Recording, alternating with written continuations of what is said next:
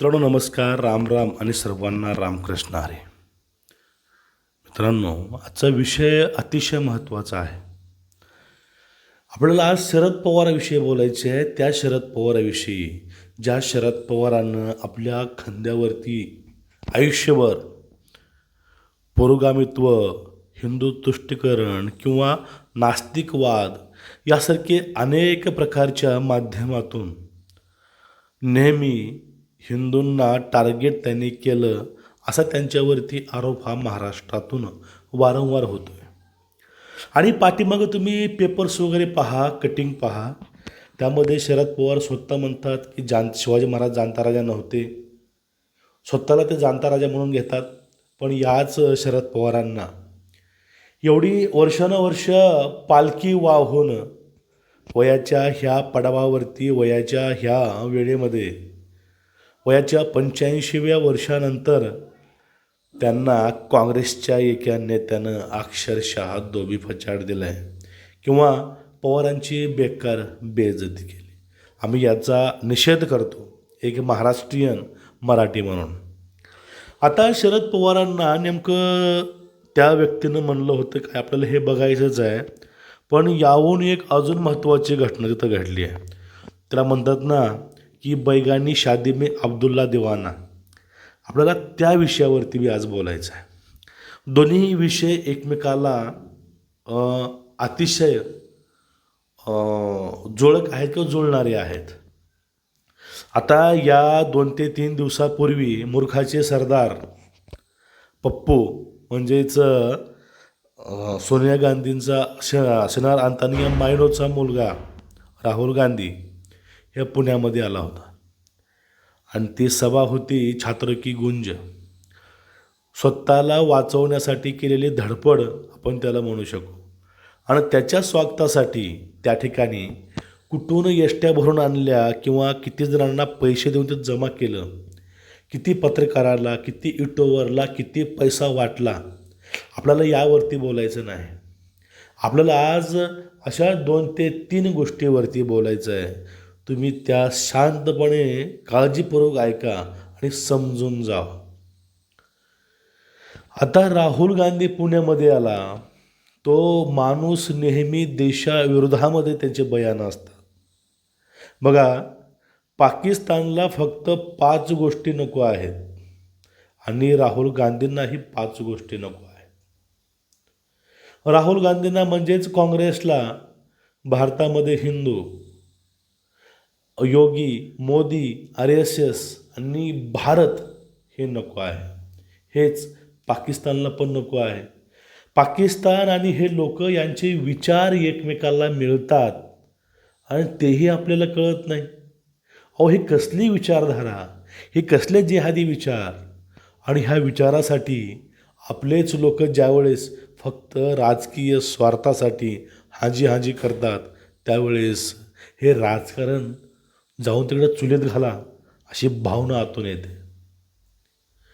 मुंबईमध्ये माझगाव इथं गणपतीच्या मिरवणुकीवरती अंड्याची उधळण केली किंवा अंडे फेकले. यावरती मुंबईचे राजकुमार राजा उद्धव ठाकरे साहेब आणि त्यांचे सुपुत्र काहीच नाही बोलले. मी 2-3 दिवस झालं टोटली सोशल मीडिया चेक करतोय, न्यूज चेक करतोय. ते यावरती बोलले नाहीत आणि ते यावरती कधी बोलणारे नाहीत. कुठला काँग्रेसही बोलणार नाही. आणि आज कधी आम्हाला आमचीच शरम वाटू लागते. आम्ही सपोर्ट हिंदुत्ववादी म्हणून भाजपला करतोय, पण भाजपसुद्धा गांडोळी निघाली की काय, असा इथं प्रश्न पडतो मित्रांनो. कारण त्यावरती अजून कुठली ॲक्शन झालीच नाही. अहो, आम्ही त्या योगींना सलाम करतो, कारण ते योगी कुठल्याही प्रकारची दयावया न करता अशा लोकांना जमीनदोस्त करतो. पण यावरती मुख्यमंत्री साहेब किंवा महाराष्ट्राची जी सरकार आहे त्यांनी ॲक्शन काय घेतली, अजून हे न्यूज आमच्यापर्यंत तर आली नाही.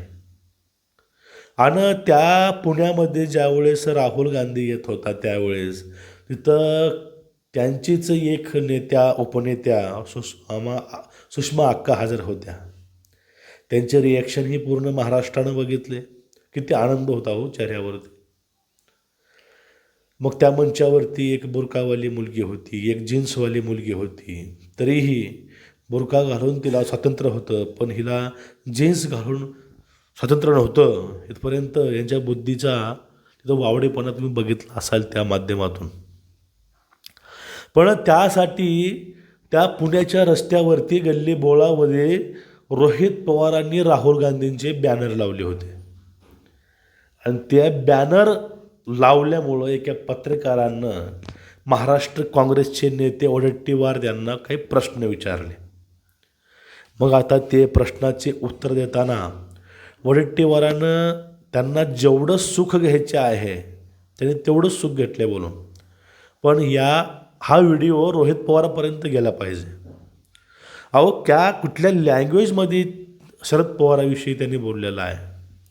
आम्ही शरद पवारांची आम्हाला भूमिका पटत नाही, आम्ही त्यांना विरोध करतो, पण एक महाराष्ट्राचे ज्येष्ठ नेते म्हणून त्यांची लायकी काढायची गरज या लोकांना खरंच नव्हती. आम्हाला शरद पवारचा अभिमान वाटतो. एक महाराष्ट्रीयन माणूस केंद्रामध्ये त्या माणसानं आपल्या दराला कायम ठेवला, अभिमान आहे, आदर आहे. पण त्यांची जर अवकात एखादा काँग्रेसशी काढत असेल तर आमचा त्याला विरोधसुद्धा आहे. पण हे ऐकून रोहित पवारांना काहीच नाही वाटलं का हो? तिथं वडेट्टीवारांना एक पत्रकारानं प्रश्न विचारला, त्याला उत्तर दिलं वडेट्टीवारांनी की बाकीच्यामध्ये कुणामध्येच आता दम उरला नाही. म्हणजेच जे भारताचं प्रमुख पद आहे, पंतप्रधान पद, यासाठी आता भारतामध्ये महाराष्ट्रामध्ये कुणाच्याच मध्ये दम उरला नाही. जर मोदी सोडून पंतप्रधान जर कोण म्हणलं तर 2 नावं पुढे येतात. एक शरद पवारांचं नाव, दुसरं राहुल गांधींचं नाव. म्हणजे कुणामध्ये दम नाही, म्हणजे शरद पवारांमध्ये दम नाही. म्हणून रोहित पवारांनी बॅनर हे राहुल गांधींचे लावले. आणि त्यापुढे जाऊन युवकाच्या उभे राहणारा माणूस पाहिजे. ते रागा आहेत. आता बाकीच्या कोणाची ताकद नाही, कोणाची अवकात नाही. या ठिकाणी पुढला शब्द आला तो म्हणजे अवकात नाही. म्हणून राहुल भाऊला वाटलं की राहुल गांधी हे एकमेव असे व्यक्तिमत्व आहे ते पंतप्रधान बनण्याच्या रेसमध्ये फक्त 1 नंबरला नाहीच तर तेच पात्र आहेत, बाकी कुणीही पात्र नाहीत.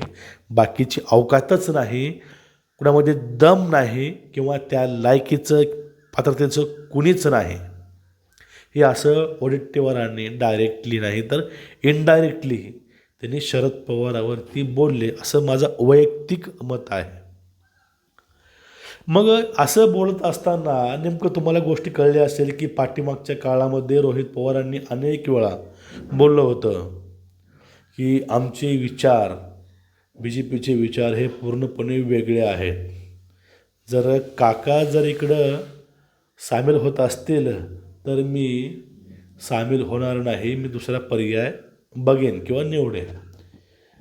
त्यांनी सांगितलं होतं की मी काँग्रेसमध्ये त्यावेळेस प्रवेश करेन, पण मी ह्या विचारधारेसोबत येऊ शकत नाही, हे मत रोहित पवारांचं होतं. पुण्यात लागलेले बॅनर तुम्ही बघितलं असाल. रोहित पवारांची तळमळ हे राहुल गांधीसाठी अतिशय जवळचे आहे. पण त्या ठिकाणी रोहित पवार दिसले नाहीत मला. पण त्या ठिकाणी उद्धव ठाकरेंचे काही नेते तिथं नक्कीच आढळलेले आहेत. नेमकं हे महाराष्ट्राचं राजकारण चाललं आहे, हे कसं चाललं आहे कळायला मार्ग नाही. माजगावची घटना घडली. महाराष्ट्रातलं सरकार एकदम शांत आहे. आता सरकारही यांचंच आहे, BJPवाल्याचं. मनपाबी यांच्याकडंच आहे, तरीही शांत आहेत. यावरती आम्हाला अतिशय राग येतो. शरद पवारांची अवकात काही लोक काढून जातात, तरीही रोहित पवार शांत आहेत, याचंही आम्हाला अवघड वाटतं. आणि ह्या सगळ्यावरती उद्धव ठाकरे गप्प आहेत, याचं तर आम्हाला खूपच वाईट वाटतं. म्हणजे आता एक गोष्ट सिद्ध झाली आहे की भाजपपुढे आता कुणाचीच अवकात नाही उरली. कारण हे लोक भाजपलासुद्धा प्रश्न विचारू शकत नाहीत की माझगावमध्ये गणपती बाप्पावरती अंडे का फेकले गेले, त्याच्यावरती कार्यवाही का झाली नाही. हे सगळं अवघड आहे. तुमचं मत काय, एक सच्चा महाराष्ट्रीयन, सच्चा हिंदुत्ववादी म्हणून खाली व्यक्त व्हा मित्रांनो. नमस्कार.